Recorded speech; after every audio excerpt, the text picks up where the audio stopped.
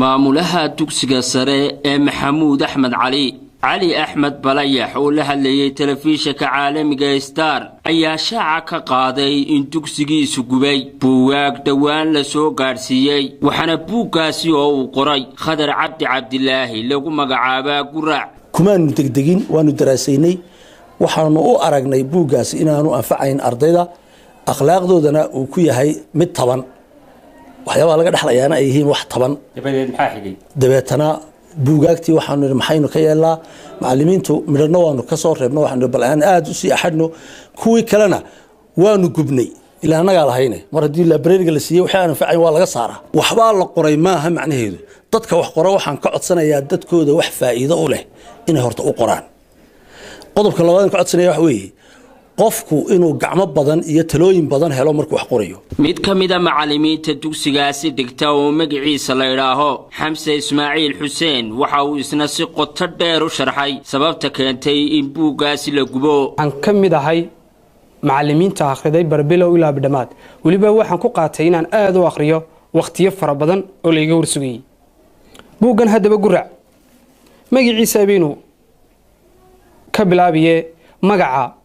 iyo waxa ku qoran isma dhawa hatta lama malaysan karo inuu waxa uga jeeday waxa ku qoran buuga waxa ku qoran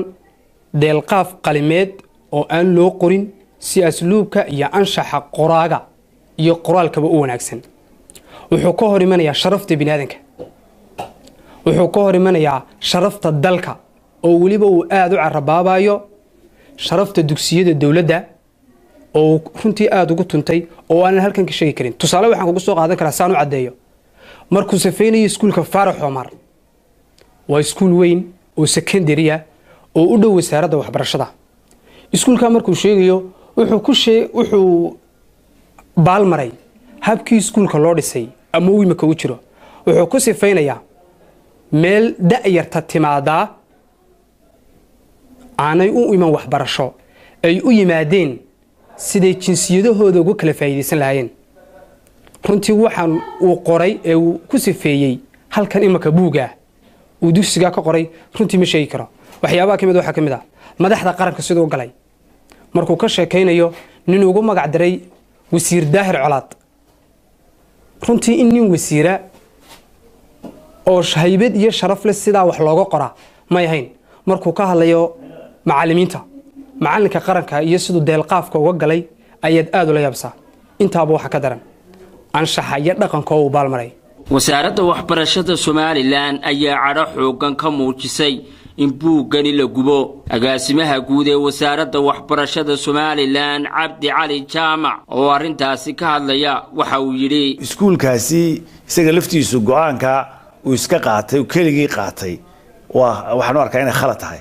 waxa weeyaan wadan baynu nahay buuga haday wax khaldan ku arkeen waa inay u soo gudbiyaan hay'adaha ay khusayso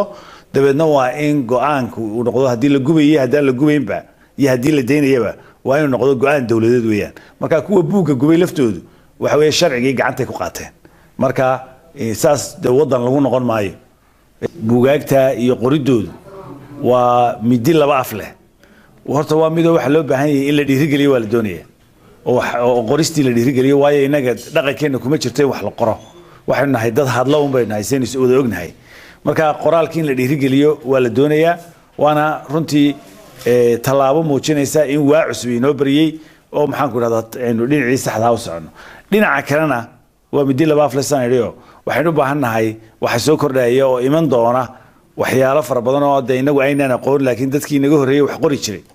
markii daabacaadu adkayd waxba la qori jiray dad baa wax qori jiray wadamo wax qori jiray aqoon-yahano wax qori jiray baa jira xataa markii daabacaadu adkayd marka kuwaasi hore waxay nooga horeeyeen baa jira jab ay soo mareen baa jira inagana jabkii ku daynoo bilaabmayaayo waxa weeye in buugaagtii wixii ku qoraa nuxurkii ku qoraa in la maxaan ku rahaa uu noqdo wax la aqbali karo geesta kale qoraaga buugani la gubay Khadar Cabdilaahi oo telefishinka caalamiga Star wax ka weydiiyay sida uu u arko buugiisani la gubay waxa uu ku dooday buugaygu anshaxa kama baxsana buuga Guraac anshaxa kama baxsana anshaxa ayuu toosinayaa wuxuu sawirayaa anshax xumo badan oo jirta oo bulshada ka dhex jirta oo dalka ka dhex jirta oo ummadda ka dhex jirta buu sawirayaa uu sheegayaa wuxuu u qoran yahay buuggu wacyigelin buu u qoran yahay wuxuu sheegayaa calashaano tilmaamaya waxyaabo foolxumada noocaas aynu sameynay cid kastaaba samaysa cid unta ma noqotay oo dhalinyaro iyo cid walba ha yeelatee ay inay jirto ay muddo ku dhex jirto iyo calashaan ayuu tilmaamaya gubista bugaagtu horta wax lagu cusub maaha calashaan dunida ku cusub maaha marar hore badan baa bugaag la gubay oo kutub caadi xitaa diiniya la gubay oo afkaar dadka loo gubay tan laakiin marka xaggeena noqoto iyo dhul Soomaaliyeed ama Soomaaliland ay noqoto dawaarin lagu ugubo weeyaan waan runtii aad foolxun weeyaan buuga in la gubo oo buug lagu tabcay oo waqti badan ku baxay oo muddo la qorayay in la gubaa waa arrin aad iyo aad foolxun oo yakhyakhsi la weeyaan siyaabo badan oo kale ayaa buuga haddii la diido ama laga hor yimaado aan la rabin ee looga jawaabi karaya laakiin gubista buugga la gubay runtii aad bay taabatay waan aad foolxun weeyaan runtii waan wanaagsaneyn weeyaan waa laga wanaagsanaa wadooyinka loo badan baa u furnaa marka gubista buugga runtii waxay arrin aad foolxun bay xakamad laga tigsadana waa waajibo maxaa rahdaaye waaba imanaysa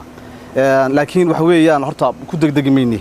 waxaan doonayaa inaan waqti sidoo oo dabana aad uga fikiro oo maxay ahayd intaan cudaar samayn karana waliba cudaar samayn karana inaan samayno laakiin qasab in laga jawaabo waa waajib Batri Koosar Maxamuud telefishinka caalamiga Star Hargeysa